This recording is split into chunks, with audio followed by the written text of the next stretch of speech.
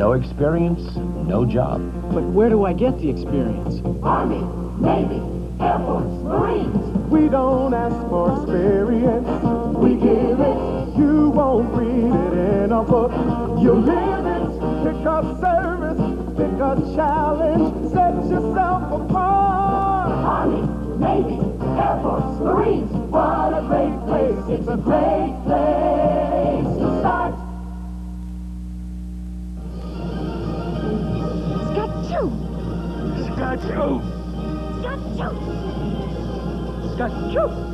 In the constant fight against cold, allergies, and sniffles of all kinds, you have a powerful partner. Soft, strong Scotty's facial tissues. The first word in sneezes.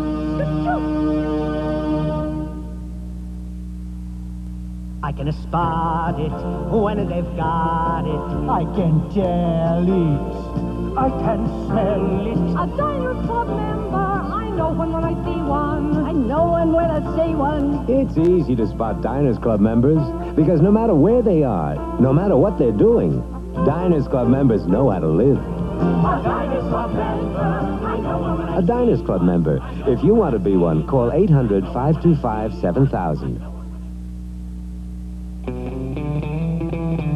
This bud's for all you guys who keep the shiny side up and the rubber side down. This bud's for you. This bud's for you. For all the roads you ride and every place they take you to.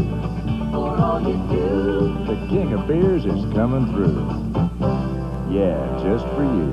That distinctively clean, crisp taste that says Budweiser. For all you do. This bud's for you.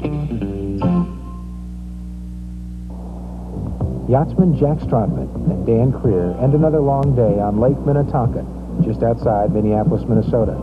As they drag their boat from the water, lending a helping hand are Gordy and Mark Bowers.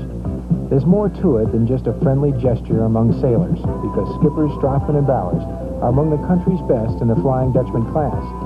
Since only one of them can make it to the Olympics, these two neighbors could go hull to hull for that honor. If either wins at Moscow, it will be a first in this class for an American. Gordy Bowers is ranked second among the world's Flying Dutchman captains. His entire crew consists of his brother Mark. Jack Strothman is the president of the Flying Dutchman Association. He's been sailing most of his life. At 40, Strothman seems to get more competitive with each passing birthday. For the past year, Don Crear has crewed for him. I don't think I could tolerate sailing without winning. Obviously, you can't win every race, you can't win every regatta, but you can't continue to sail, at least I can't continue to sail in a particular class or going toward a particular goal with nothing but frustration. Gordy Bowers owns his own sail-making factory. Like perhaps 75% of the top competitive racers in the free world, he works in the industry created by the sport he loves. Bowers has a law degree, but has never used it. He finds the constantly changing theory of sail design more intellectually stimulating than the law. He likens his creations to the Mona Lisa, and himself to the Da Vinci of sailcloth. I originally started out by wanting to be involved in sails and sail making so that I could sail more. I think actually as a result of some of our success that we've had in making sails, a little bit of the reverse has been true. I probably sail less now than I did before. I think some of the times I sailed the most was when I was in law school and came home and did the sailing instructor job at the yacht club. I sailed every day, maybe 3 or 4 hours, you know, and it really did a lot for my sailing at the time. With just 2 months between the time the Lake Minnetonka ice melts and the Olympic trials, Gordy and Jack can't squander even a day if they are to be race ready. Jack's an excellent sailor. The two of us have been involved in competing against each other, maybe for 10, 12, 15 years now, I guess. And we're fortunate, I think, that we live close together because I think our competing against each other has benefited both our sailing levels. I know sailing against Jack has improved my sailing because I know that Jack is a really tough competitor and he's always prepared and always ready to sail. And so when we beat Jack, we know that we beat somebody that's really good. The Olympics in sailing represents, I think, the highest plateau, and it means an awful lot in terms of your time and your level of commitment. I originally planned my Olympic effort to be about a 2-year program. Gradually, cranking up and spending more and more time. And I can feel now, with only 1 year to go, that I'm spending more and more of my energy and just my time. And now I'm really involved. For an Olympic athlete, whether it be sailing or anything else, it's almost 100% feel when you get onto that level. Jack Strothman appreciates his competition. Gordy's an excellent sailor. We're fortunate to have him come into the class. He came in for a few months in 1976, and that was helpful to us then. The two of us are able to compete against each other, to train against each other here, and it's very helpful to have another boat to go against. And I think it's helping both Gordy and ourselves. For a long time in the 76 trials, it was the two of us that were leading the trials. And that was a good, intense competition. We'd like the same thing again. The friendly rivals compete in the fastest single-hull craft in the Olympics. Each Flying Dutchman must be exactly 20 feet from stem to stern and weigh 385 pounds. As the skipper navigates, his crewman hangs from a trapeze-like harness to balance the boat.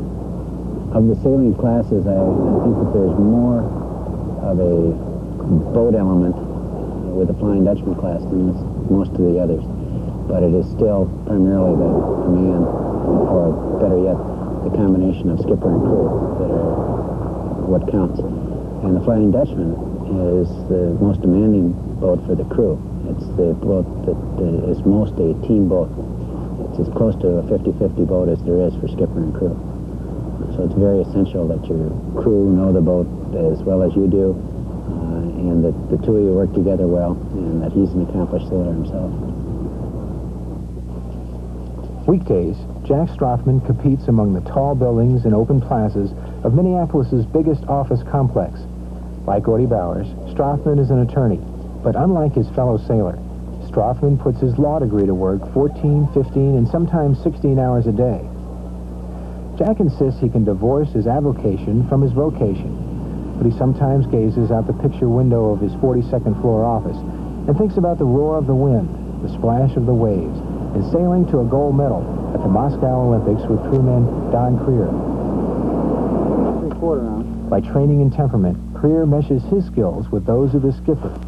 I've been on the lake all my life, which is about 26 years. And I've probably sailed since I was 5. Sailed competitively, I suppose, for the last 10 years. And I've sailed with Jack for just about a year now. He's probably the best sailor I've ever sailed with. Very smart tactically as we're sailing.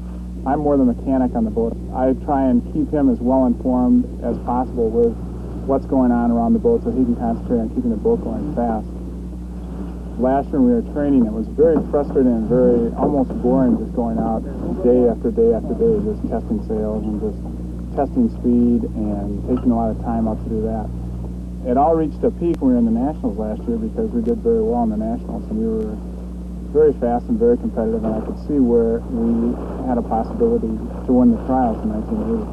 When we got to Europe and got to England, I realized what the Americans are losing as far as Olympic competition and worldwide competition because you're just not prepared to handle going to a different country. It's very different from any kind of sailing that I've been involved in. It's much more intense, much more competitive, much more frustrating when you lose.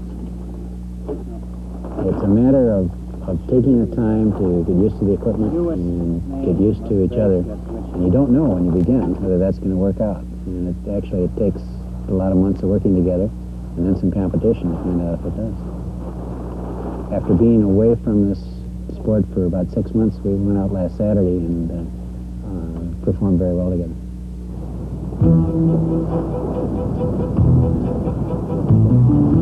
I'm a competitive person. I do need to compete. I enjoy it. In almost every circumstance, I want to race the sailboat rather than just pleasure sailing. I think the biggest thing we have to do is relax. The trouble is that when you get in that level of competition, you tend to get overexcited about it, and you lose your cool, and you're not really prepared for it. Because we know how to sail, and I know we can sail fast with those people if we just feel comfortable about it.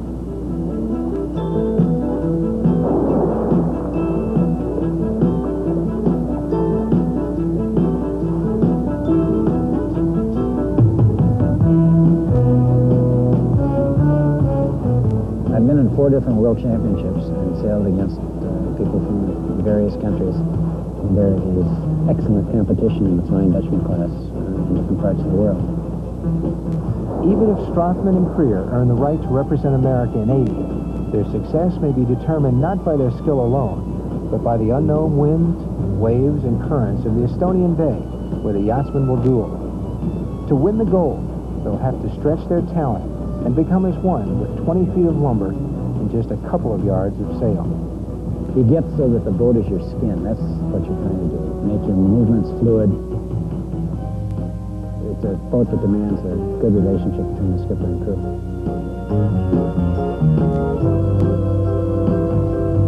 It's just a gorgeous sport. It's just beautiful. And there is a communion, if you will, with nature. That's always part of sailing. There's a lot of challenges. You sail one of these boats in good-sized seas and heavy air. It's an experience. I'd like to be the top FD sailor in the world. The U.S. has not had that position in the FD class ever.